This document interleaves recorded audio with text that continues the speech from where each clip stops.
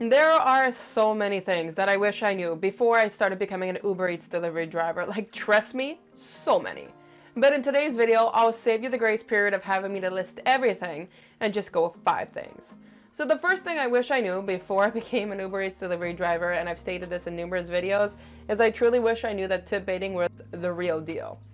Tip baiting essentially cannot be avoided, and that's when your tip gets revoked from the customer on Uber Eats, and it doesn't matter if you did good or bad.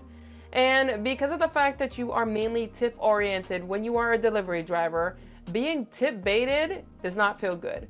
If the base fare of these offers were essentially much higher, then at least tip baiting wouldn't be such a big deal because I'd be making money off of Uber Eats. But without your tips of being an Uber Eats delivery driver, you're essentially making chump change. And because of that, tip baiting is a real problem when it comes to being an Uber Eats delivery driver.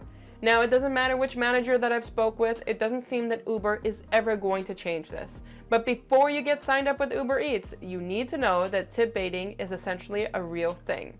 Another thing I wish I knew when it came to being an Uber Eats delivery driver before I even signed up with Uber Eats is that their support ain't worth you fill in the blank.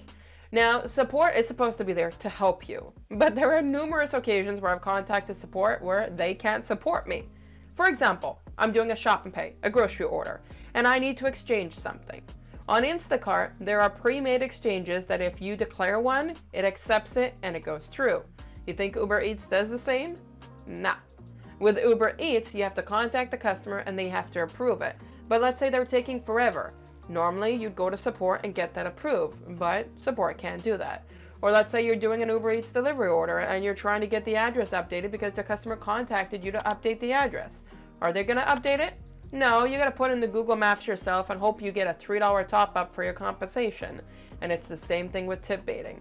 With tip baiting, you're pissed off, you go to support, you want to figure out what happened and you want to get reimbursed. Can they help you? No, you have to go to a manager each and every time. So the support people on Uber Eats, as much as they try to be kind and friendly, you're not kind and friendly if you're not able to help me, because the purpose of having support is to help support my issue. But I never knew that in advance, and I wish I knew that with Uber Eats. And so if tip baiting isn't your thing, if support isn't your thing, this might not be your thing either. It's the fact that Uber Eats does a triple stacked orders, and it's as bad as it sounds. 3 customers at a time that you gotta handle within one order. It's not really one order, it's 3 orders, but done in one session. So it normally takes on average an hour to get through a triple stacked order. And by the end of it, I have had it numerous times that 3rd customer up the bat is the pissed off customer. And that can affect your survey, it can affect your tip, it can affect overall just your experience with triple stacked orders. Now, when I first started doing Uber Eats deliveries 2 years ago, triple stacked orders were not a thing. But do I wish I knew that they were going to be coming across and that when I accepted them they would be difficult? Yeah, but I guess you got to learn by going through them. And that's why I'm telling you that I wish I knew about triple stacked orders before I started with Uber Eats. Another thing I wish I knew before I started with Uber Eats is their map system. It is absolutely dreadful. Go with any other map system. You will probably, most definitely, get a ticket from a police officer if you follow the way Uber Eats tells you to go.